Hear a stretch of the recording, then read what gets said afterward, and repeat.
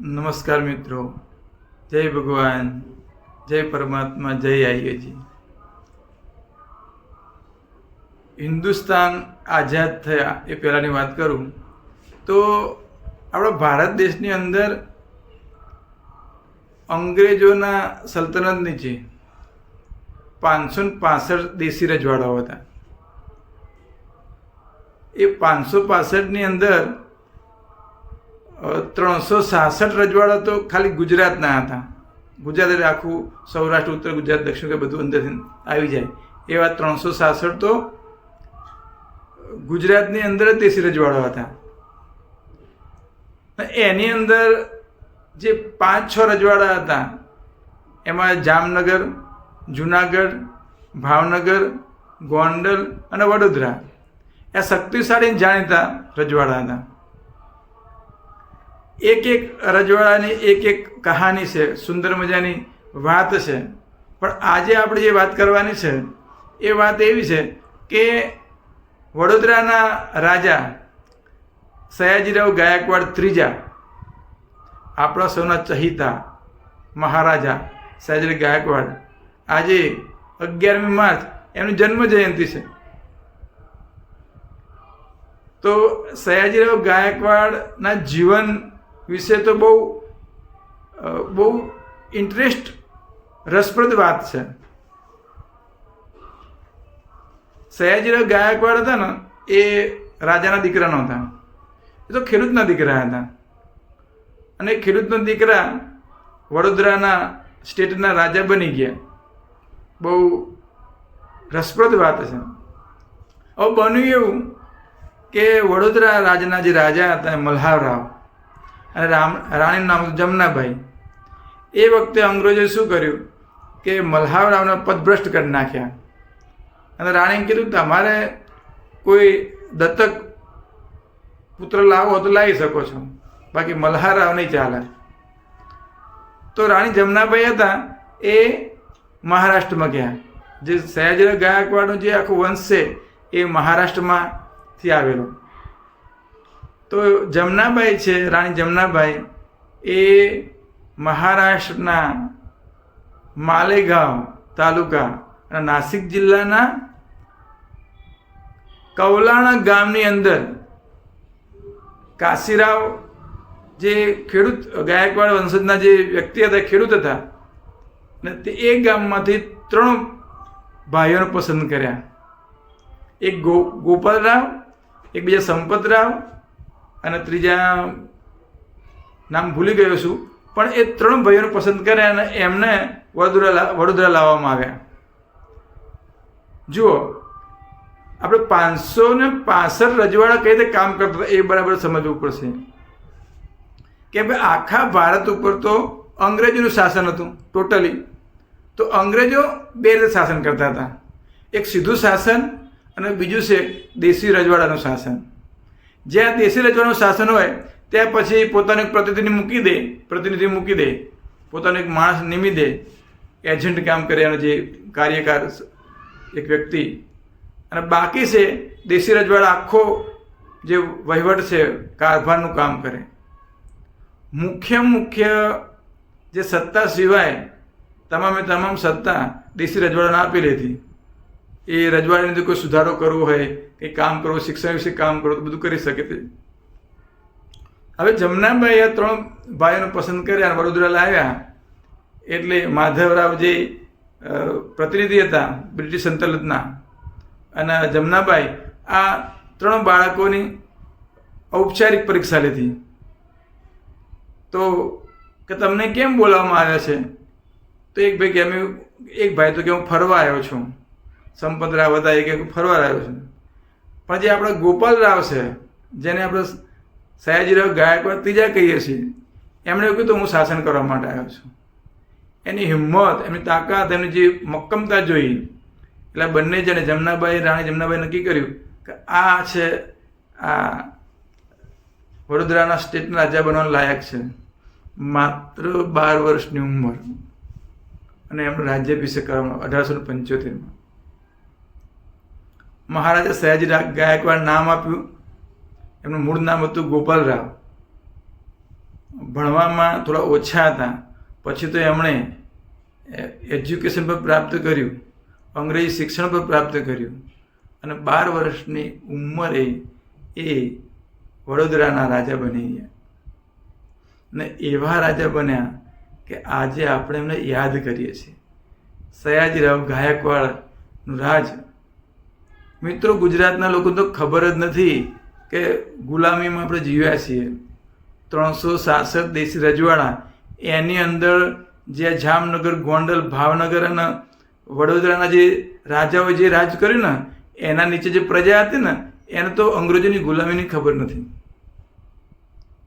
એટલે કદાચ બીજા રાજ્યોમાં અંગ્રેજોની જે આક્રમકતા છે, કડકપણું છે, તાકાત છે કે જોર જબરી છે, એ બહુ દેખાય, પણ ગુજરાતના લોકોએ બહુ ઓછી સહન કરી છે. એનું કારણ છે આવા મહારાજાના પ્રતાપે.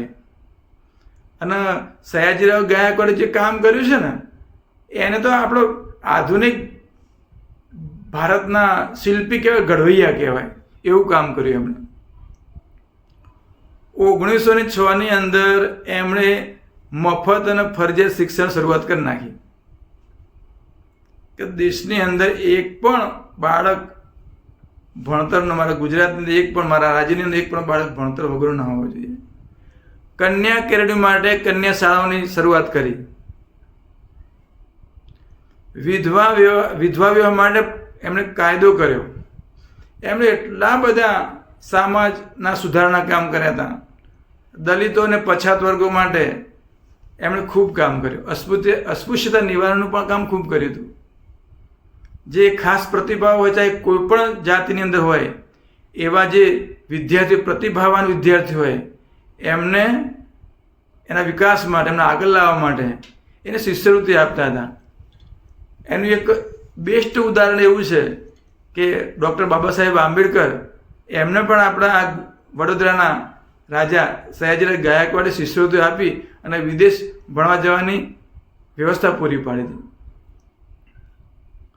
કલાના તો મતલબ કે કલા માટે તો પોતે કામ કર્યું હતું, સાહિત્ય માટે પણ કામ કરવાવાળા હતા. સ્થાપત્યમાં પણ એમનું કામ છે બેજોડ છે. જે વડોદરાની અંદર જે લક્ષ્મી પેલેસ છે એ પણ જોયા, ઘણા વડોદરાના જે બી સ્થાપત્ય જોયા જેવા છે.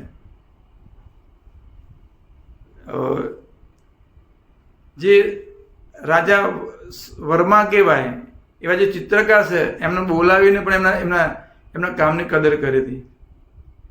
એટલે સયાજીરાવ ગાયકવાડે તેઓ એમ કહેવાય કે આપણને આઝાદીની, આપણને ગુલામીની, આપણને આઝાદી અવસ્થામાં રાખ્યા હતા.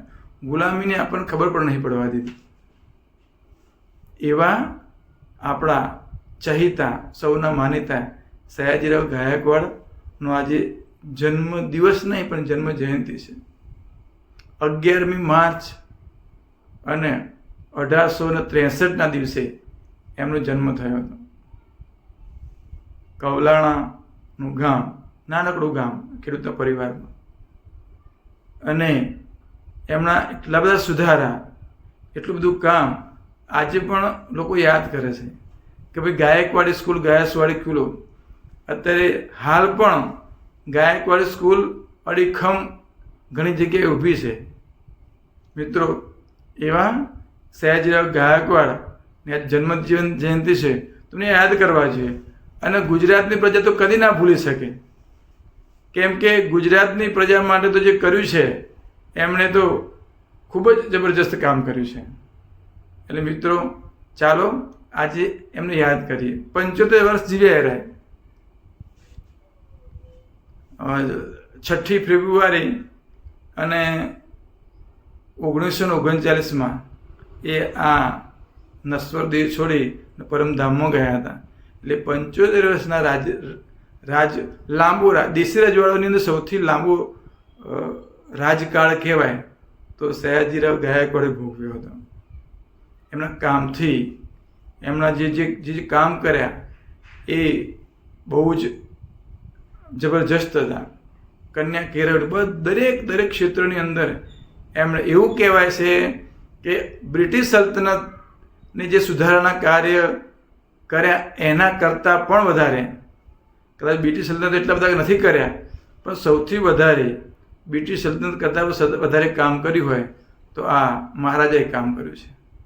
તો આવો આજે આપણે એમને યાદ કરીએ ને એવા મહારાજા કે જેમણે આપણને અંગ્રેજોના શાસન વખતે પણ સ્વતંત્રતાનો શ્વાસ લેવા દીધો. પ્રજાપ્રેમી, પ્રજાવત્સલ, ન્યાયપ્રિય, પ્રજાવત્સલ, ન્યાયપ્રિય એવા મહારાજાને યાદ કરીએ.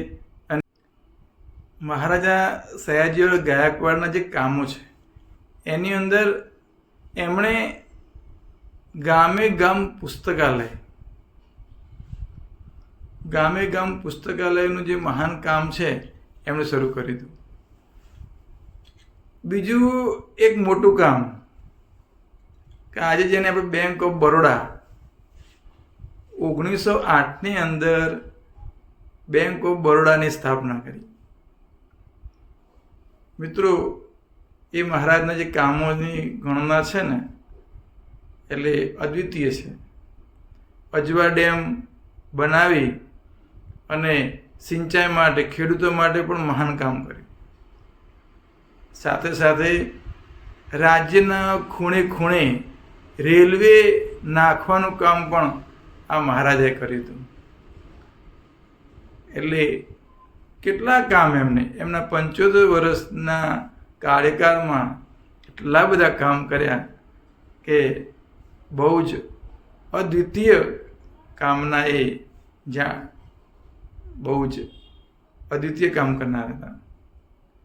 તો આવો આજે આજની એમની જન્મજયંતિ એમના કામને યાદ કરીએ, એમના ઉપકારોને ભૂલીએ નહીં.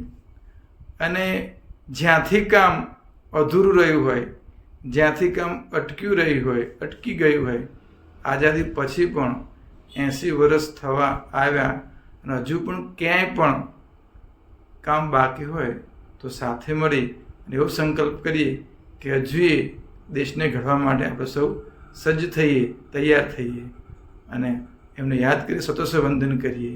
જય હિન્દ, જય ભારત. જયને એમને કોટી કોટી વંદન કરી, સતોષ નમસ્કાર કરી. જય હિન્દ, જય ભારત.